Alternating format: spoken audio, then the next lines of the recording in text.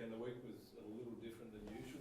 Been able to keep it normal in terms of preparation and what you're all about. Yeah, it was actually normal, to be fair, other than having to go get a COVID test on Wednesday, which was our day off. So worked out pretty well that there was no interruptions to the preparation for the week. So we have no excuse for not being ready.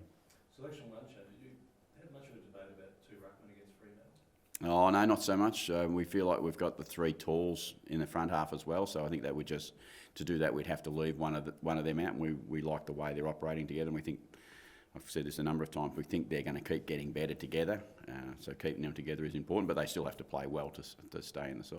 Removing the vice captain from the team is significant. So where's Hamish at, and where's your message to him?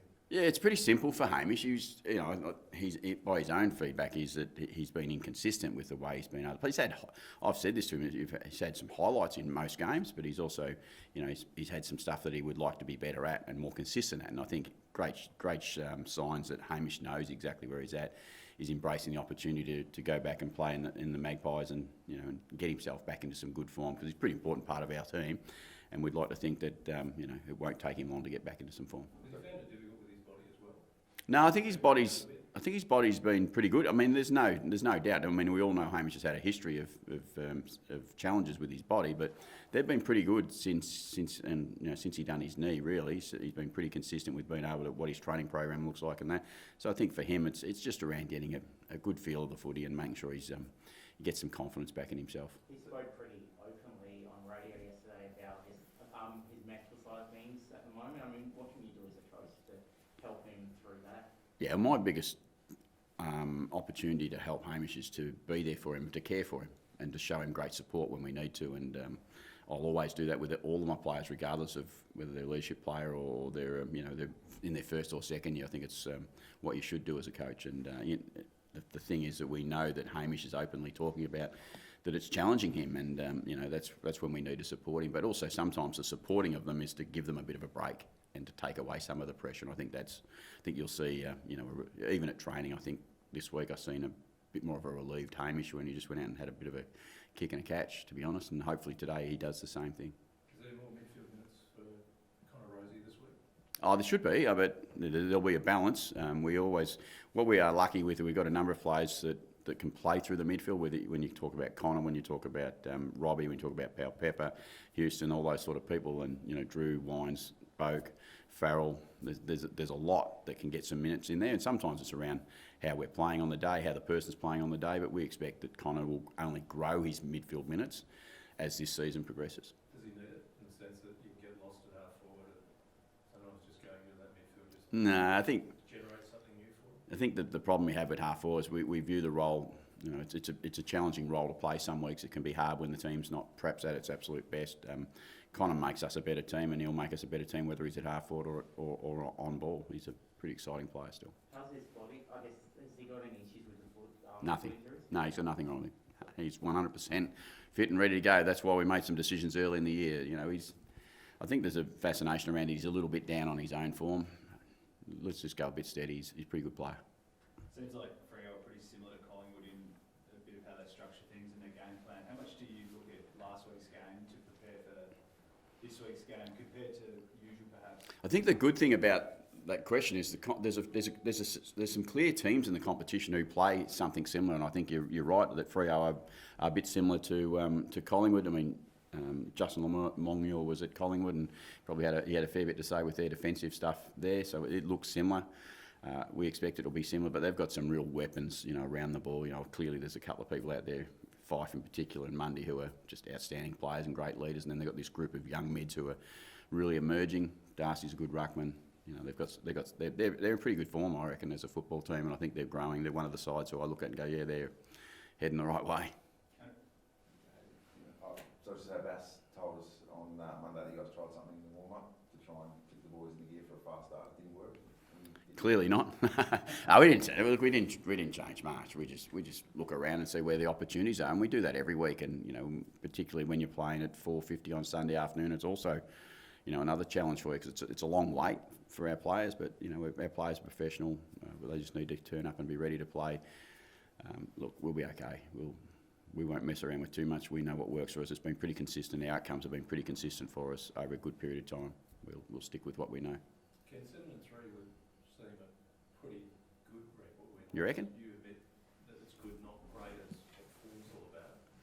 So how do you measure this all up as to where you're at and where you're going? Yeah, well, we've only got one thing we can do, Rooch, and that is that we've got to get tomorrow night done. You know, we get tomorrow night done and we get to potentially our bye.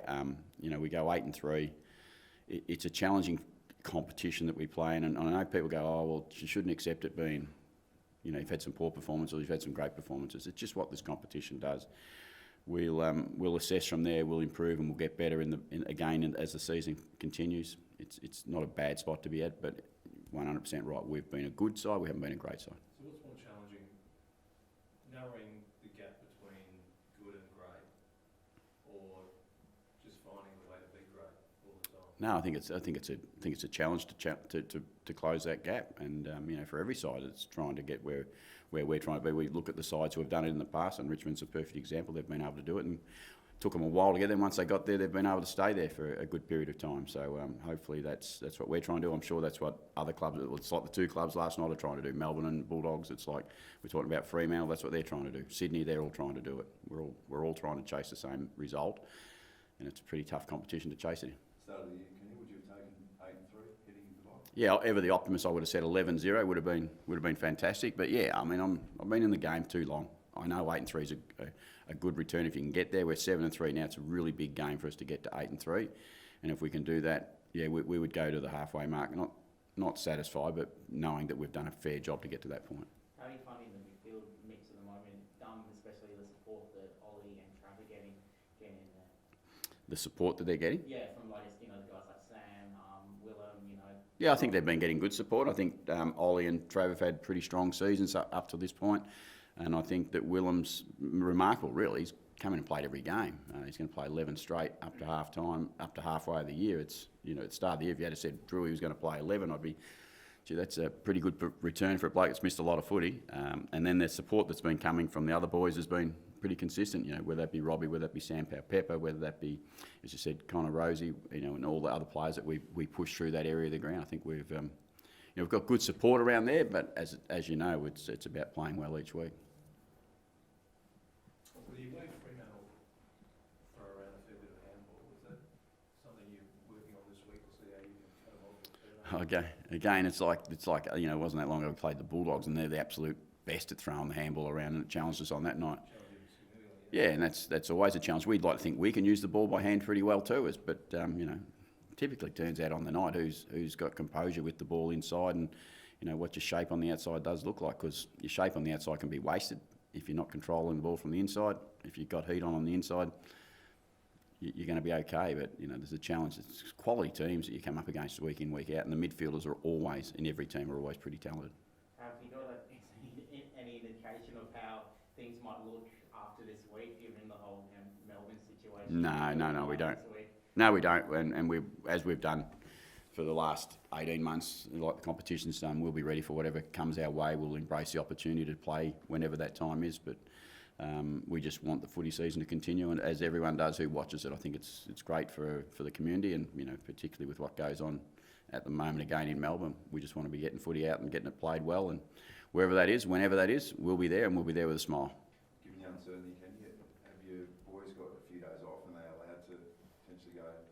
If we get to the end of tomorrow night's game and we know, I think that they'll have a few days off, but they'll stay home in Adelaide. They won't leave the state. I don't think there's too many risks with that, you know, unless there's some real, you know, needs to do some different stuff. But that'll be the challenge for them. But I know they're, you know, I think they're aware of that. To be fair, we've been managing our squad really well with allowing them some time at the right time to be back home. You know, we've got a lot of Victorians, obviously, so that's what we're talking about.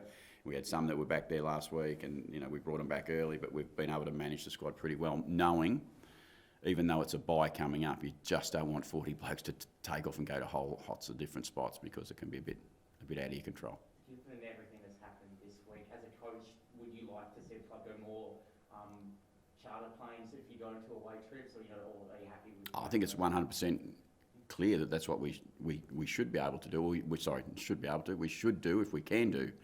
It's a challenge with being able to do that, I'm sure, and I imagine there's a lot of expense that goes into that. But yeah, 100% with the environment we got now, the less risk we take, and that would seem that's a less risk that we're flying on a plane on our own, that would make a bit of sense.